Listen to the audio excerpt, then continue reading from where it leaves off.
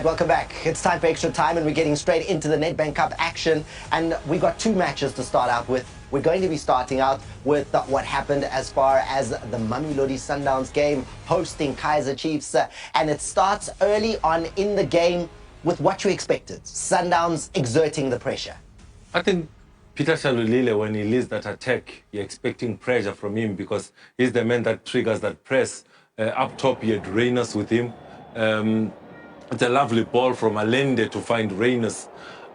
Could he have taken a touch? Not really, because there's pressure from Kaizer Chiefs in that moment. Unlucky not to get on target, but good interplay on the right-hand side from Mamelodi Sundowns. Ribeiro again being key. Allende, the run on the shoulder of the last defender. Dove having to change the profile of his body to try and take away space and time from Reyners. Unlucky not to get on target. Then it continues here with a big moment as, again, Sundowns pierce forward and we see counter-attack football. Great save. That's a great save from Duba. He spreads himself well. It's a great build-up to be able to get Reyners in onto his left foot. He didn't do anything wrong there, but it was just the keeper came off his line on time, made himself big, and I can understand the reaction from him. Look at that brilliant moment there, and you can see what it means to the goalkeeper. Vuma knows that was massive and turns out to be massive in how the dust settles in that encounter. However, and this is something that you touched on a little bit as we welcome Ace back into the studio here. Ace, I know you were cooking in the background. We can't wait to get your contribution. You ready? No, you know what, Thomas? The level of respect that we have for our viewers means that if there's a contentious issue, if I have to arrive here 30 minutes later than the commencement of You weren't late. You were here. I was here. But we needed to make sure that the most contentious issue was treated properly. And that's what we're bringing. So we treat... It's a galela. Spice. Utswai, aromat, pepper, Yeah. everything thrown in. No, Sisi. We're ending the discussion tonight. Okay. All right. We can't wait. Because it took him extra time of extra cooking to make sure that he's going to give us exactly what you want and answers on contentious decisions that took place over the weekend. Let's talk the goal that comes now. Set-piece goal. Tebogo Mokoena with a thunderbolt of a strike from the free kick. It beats Vuma, and we were just talking about how Bruce Vuma was celebrating. He does look really disappointed here that this has found the back of the net, the keeper. Well, first of all, there's a couple of moments here. First of all, the ball goes directly over him.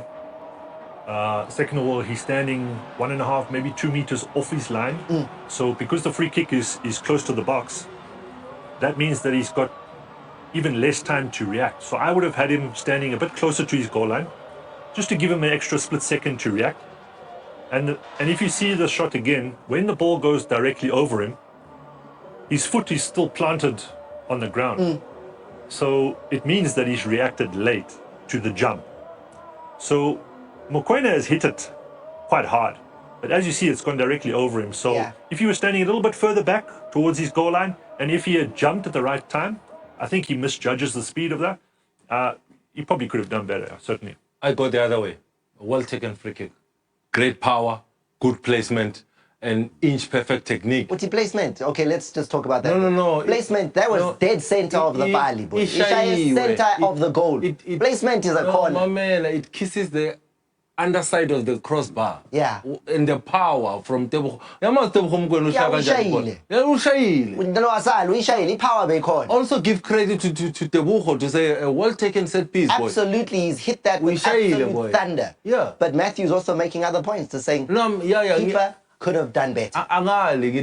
Sometimes you must just say, well taken, brilliant free kick, goalkeeper tried but couldn't get there. And this is one of those moments for you. That's one of those moments for me. Unstoppable. Aye, there you go. And now we move on because there's still more to talk about in this encounter. And I want us to focus now because it has been mentioned here. The name Suarez came up in the Champions League and Matthew highlighting him. However, how did the goal that Duba scores come about? Was cooked. It was cooked all week long. And Wandile Duba expresses this in the post-match interview and gives great clarity on how it was that they exploited a particular situation to their benefit at Kaizer Chiefs. Take a listen. Awusitshelile ukuthi singabajahi because siyazi sonke Sundowns mnandi we-build up, so silinde lama moments njengegoli lami ushilo ukuthi i-left centre back yabe nayo mistake kakhulu, so sishaye nge-trap masivale sivulele ngaphandle iphase phakathi then enzeka kanjalo waqhamuka igoli lokuqala. So kahle kahle uchaza ukuthi ucoach ubeshilo ukuthi ni target uSuarez namhlanje. Yeah, beyashilo since from start of iviki vele ushilo ukuthi target yethu i-left centre back yabe. Right, so let's first identify the left centre back that Duba is talking about. Who is he identifying? Yeah, Suarez. And this particular moment was very sluggish for him. But he had listened to his coach's instructions by pressing in the correct manner. I find it's a great balance to have a right-footed centre-back and a left-footed centre-back. It's great balance, but not in this instance when, first of all, the ball speed is too low from him. So that's a sluggish pass. But nevertheless, he's trying to play from his left foot into Tebogo Mokwena's right foot. And that's giving Duba an extra yard to be able to sneak that ball in, instead of getting it on his right foot and playing it into Tebogo Mokwena's left foot. That gives him an extra 2 yards. You see, that's completely wrong. I mean, that's a great press. It's exactly what he said. Yeah, he said, listen, the coach said, if he's going to play, make him play on the outside. If we can force him inside, we've got him. Yeah, but that's what you do with pressing traps. It's not only taking away space and time from the defender. It's that false sense of security for him to say, this boy is sleeping. He's closing me here. Tebogo is completely open on this side. So you let him fool you. In Suarez's head, he thinks, oh, Duba is sleeping. I'm just going to slot that ball in here. And that's where the pressing trap is. As soon as the ball is played, he reacts the quickest, and he knows. And there's one thing that he said after the game, Duba, he said, I had to push the ball a little bit too far ahead so that it does not make the tackle. And that was intelligent from the young man. Then he goes on to score goal number 6 in all competitions. Well taken. So it's always fascinating to see that some things like that don't just happen because the player decided, but the coach has given an instruction and said, this is how it needs to be done, and we can exploit the situation. Now, the winning goal does come along here, and there are a lot of things to discuss here. Ace is going to be involved in this conversation, but this is a goal that Dupree will remember for a very long time. Kaizer Chiefs fan will remember for a long time. But Matthew, there are probably ways that this could have been defended. Yeah, first of all, I think it was a great moment when he made the changes. Kele off, Mtetwa on, gave fresh legs in the midfield, and then he puts on George McClough as the 8, instead of Serino. And McClough ends up getting wide in this moment, very energetic player, a lot of class. This was poor defending, I think, from Tiwane here with the header. Trying to knock that down in that moment was a mistake. What should he have done? He should have headed it away as far as possible, or he could have. He did actually have time to wait for it to land on his foot to clear it with a volley. But this is what McClough does here is everything. Even if this was offside, this ball is everything. This is very difficult to defend. The way he's whipped this ball in, and the fact that Dupree has been able to get this on the half volley, as it comes in at him very quickly, and it hits the ground just before him. This is a fantastic move, nevertheless. I think we spoke earlier about respecting the zones on the field of play. Tiwana is not the place to be trying a smart header in this instance. Wrap your left foot around it, throw it to Rosette. In that moment, it's nearly 2 minutes of the game that is left. But for McClough to be able to bring in an inch-perfect cross like that, Dupree scores the goal. But the cross from McClough, to be able to take it first time, with that's good technique. And the rest is the man has finished cooking. The elephant in the room, though, is post-match. We saw Miguel Cardoso come with his cell phone saying, look, it's offside. He had the visual on his phone to the media to show that he feels that this goal was clearly offside and that VAR is an absolute requirement for situations like this to not occur. Which brings us to spot on the VAR, the man who's been cooking. Because what have you cooked on that situation? How are you going to explain it? And everybody wants to know, clarity, offside or not. No, the key thing is that whatever you say in the post-match press conference is irrelevant. Doesn't change the result. Whatever we say here doesn't change the result. We just analyze the situation so that people can learn. The referees themselves, the fans, the coaches, everybody involved in football can learn what happened.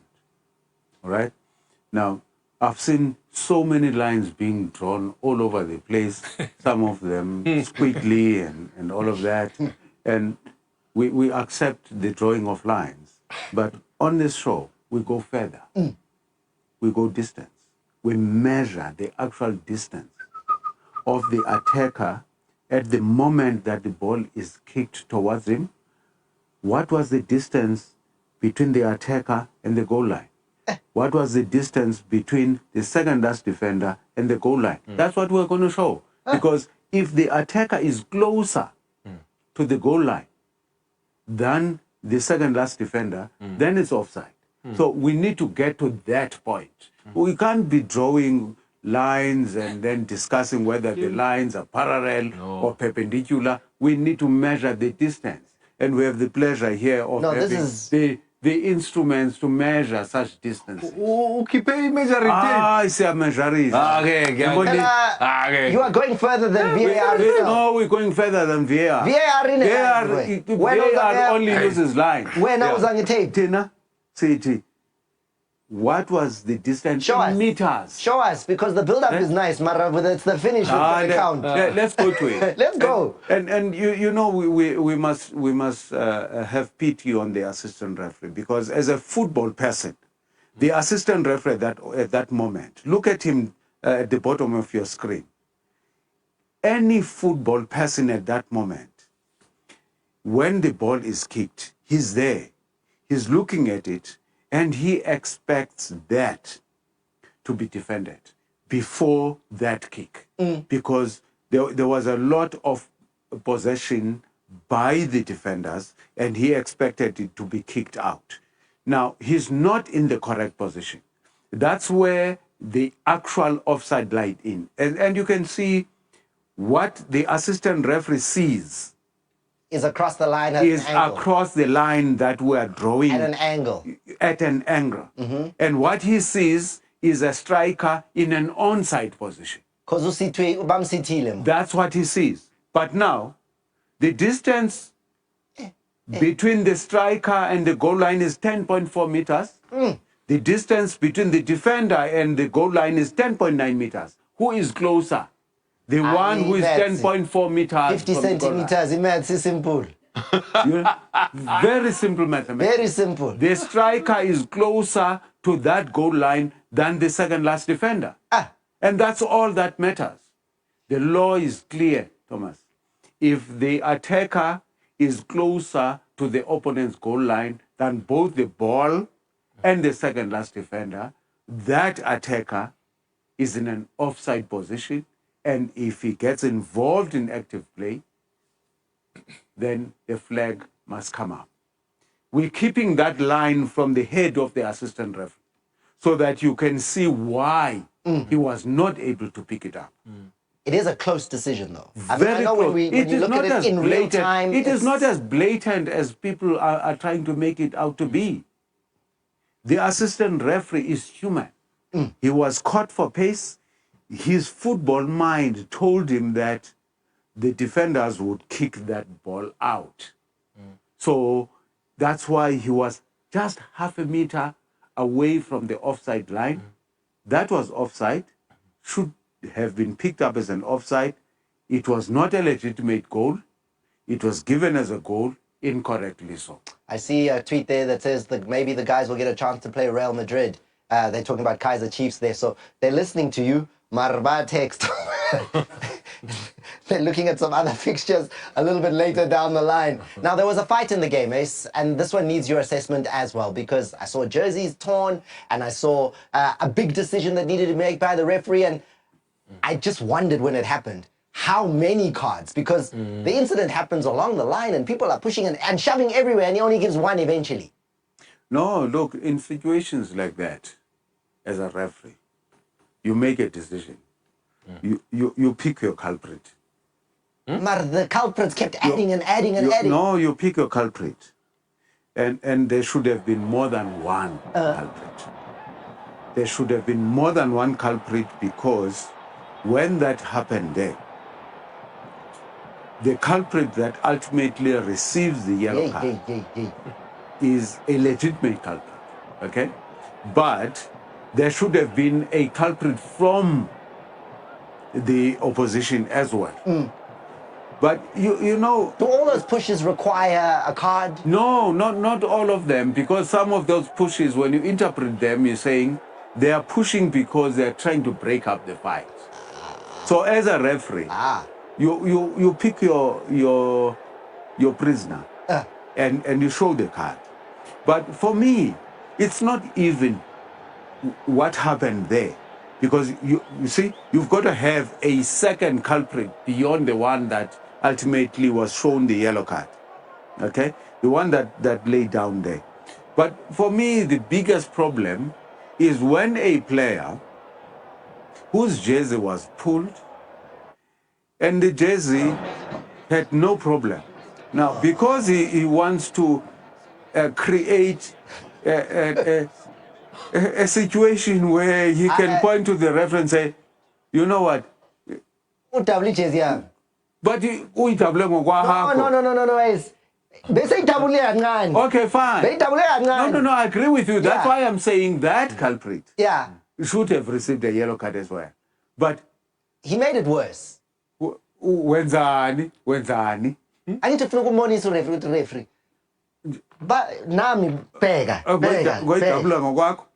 No. I don't want to say what we say tabuile, but not to that extent. Yes. And then what did he do? No, but now here's the case. Yeah, that's not justifiable. That's not justifiable. That's why I'm saying the culprit should have been given a yellow as well. But what do we say of a player whose jersey is torn 1 centimeter and then he pulls it 20 centimeters? Can I tell you what I see there? I see South American derby. Because the tricks were both sides there. You see the one that you pointed out there? But Serino's trick was the push is here and then he does this and goes down, right? So already there's a bit of everything going on. Both of them. That trickery is not going to win again. All I'm saying is, when the referee decided to show the yellow to the other side, he should have shown the yellow to the other side as well. I just think it's close friends. They were close when they were still at Mamelodi Sundowns. But I think what I love about their passion is the friendship takes a back seat. It's about representing a club at that moment. And I saw that passion in both players. From a tactical point of view,